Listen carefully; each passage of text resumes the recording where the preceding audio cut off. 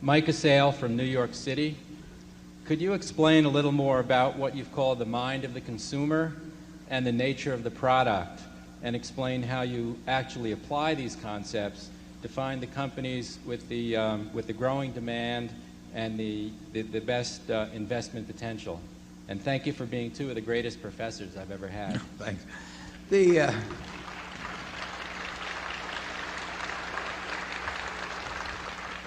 What you really, when you get into consumer products, you're really interested in finding out or thinking about what is in the mind of how many people throughout the world about a product now and what it's likely to be in their mind 5 or 10 or 20 years from now. Now, virtually every person in the globe, maybe, well, let's get it down to 75% of the people in the globe, have some notion in their mind about Coca-Cola.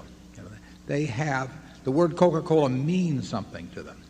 RC Cola doesn't mean anything to virtually anyone in the world. But, does with the guy who owns RC, but, and the bottler, but everybody has something in their mind about Coca-Cola. And overwhelmingly, it's favorable. It's associated with pleasant experiences. Now, part of that is by design. I mean, it is where you are happy. It is at Disneyland, at Disney World, and it's at ballparks, and it's every place that you're likely to have a smile on your face, including the Berkshire Hathaway meeting, I might add. And that position in the mind is pretty firmly established. And it's established in close to 200 countries around the world with people. A year from now, it will be established in more minds, and it will have a slightly different overall position. And 10 years from now, the position can move just a little bit more. It's share of mind. It's not share of market. It's share of mind that counts. Disney, same way. Disney means something to billions of people. And if you're a parent with a couple of young children and you got 50 videos in front of you that you can buy, you're not going to sit down and preview an hour and a half of each video before deciding what one to stick in front of your kids. You have got something in your mind about Disney, and you don't have it about the ABC video company, or you don't even have it about you don't have it about 20th Century, or you don't have it about Paramount. So that name, to billions of people, including lots of people outside this country, it has a meaning. And that meaning overwhelmingly is favorable. It's reinforced by the other activities of the company. And just think of what somebody would pay if they could actually buy that share of mind, of billions of people around the world. You can't do it. You can't do it by $1 billion advertising budget or a $3 billion advertising budget or hiring 20,000 super salesmen.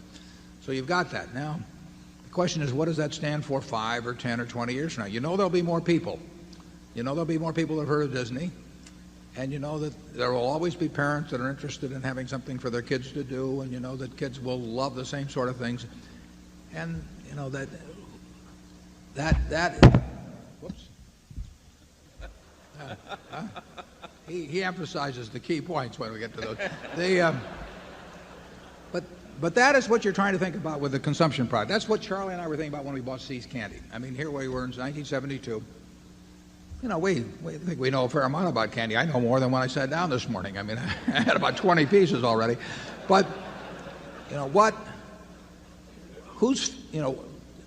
does their face light up on Valentine's Day, when you hand them a box of candy and say, it's some nondescript thing and say, here, honey, I took the low bid, or something of the sort. And no, I mean, you want something, you've got tens of millions of people, or at least many millions of people that remember that the first time they handed that box of candy, it wasn't that much thereafter that they got kissed for the first time or something. So it's the memories are good, the association's good. Total process isn't just the candy. It's the person who takes care of you at Christmas time when they've been on their feet for 8 hours and people have been yelling at them because they've been in line with 50 people in line and that person still smiles at them. The delivery process, it's the shop in which they get all kinds of things. The treat we give them, it's all part of the marketing personality. But that position in the mind is what counts with a consumer product. And that means you have a good product, very good product. It means you may need tons of infrastructure because you got to have that.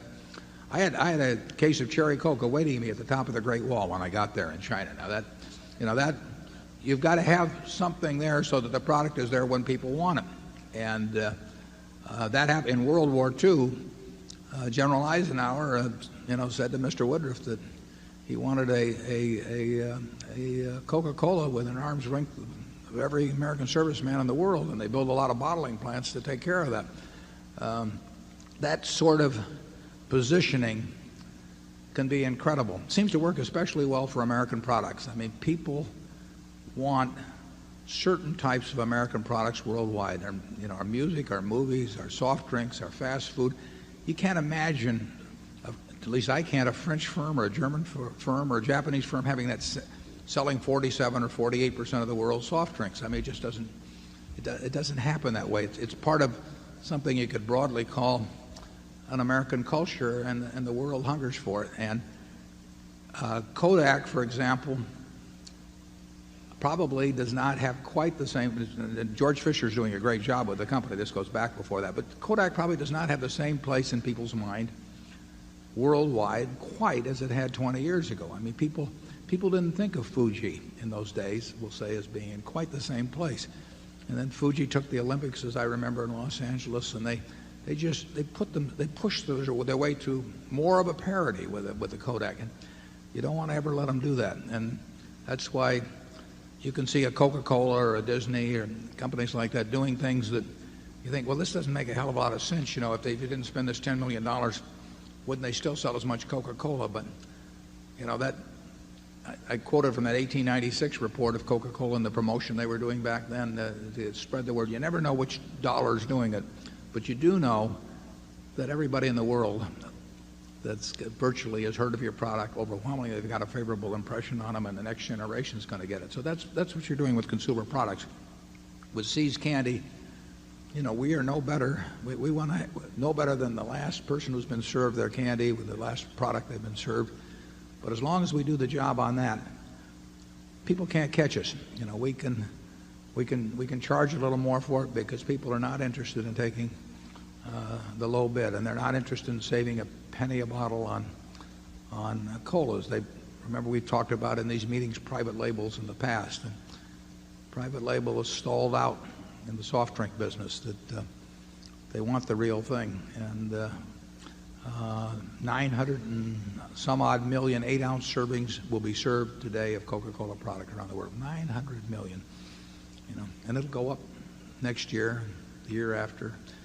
And I don't know how you displace companies like that. I mean, if you gave me $100 billion, and I encourage any of you who are thinking about that to step forward, but if you gave, and you told me to displace the Coca-Cola company as the leader in the world in soft drinks, I wouldn't have the faintest idea how to do it.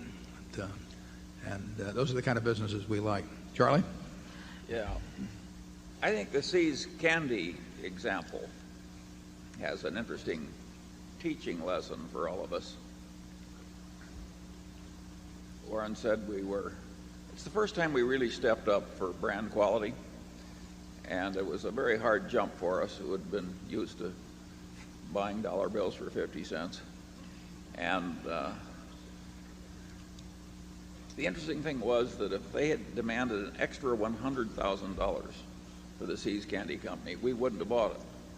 And that was after Warren had been trained under the greatest professor of his era and had worked 90 hours a week. And eating a lot of chocolates, too. Absorbing everything in the world. I mean, we just didn't have minds well enough trained to make an easy decision right. And by accident, they didn't ask the extra $100,000 for it, and we did buy it, and as it succeeded, we kept learning. I think that shows that the name of the game is continuing to learn, and even if you're very well trained and have some natural aptitude, you still need to keep learning, and that brings along the delicate problem. People sometimes talk about two aging executives. I don't know what the hell that means as an adjective, because I don't know anybody that is going in the other direction.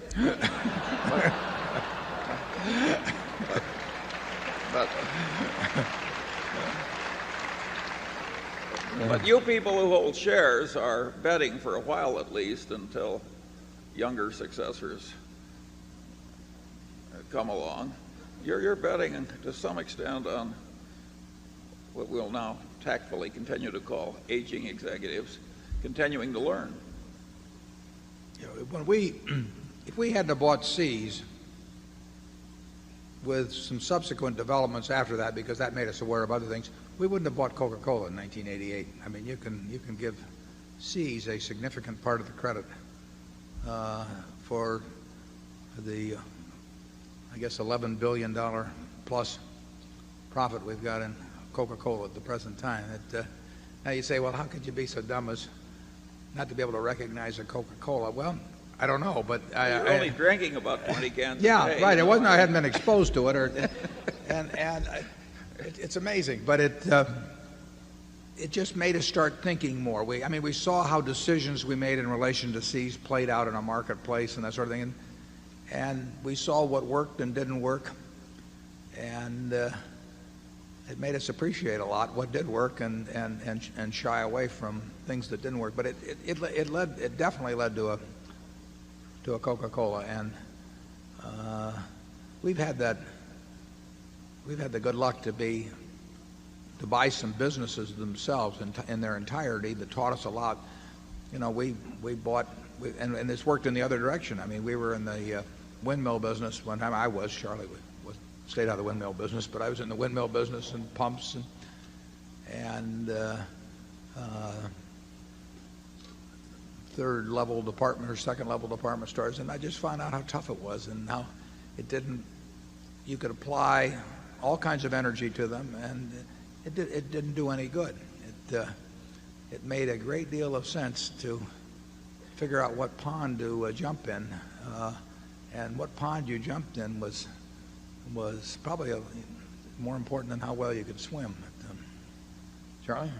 I don't think it's necessary that people be as ignorant as we were, as long as we were. I think American education could be better, but not in the hands of many of the people who are now teaching it. Is there any group we've forgotten to offend? I mean.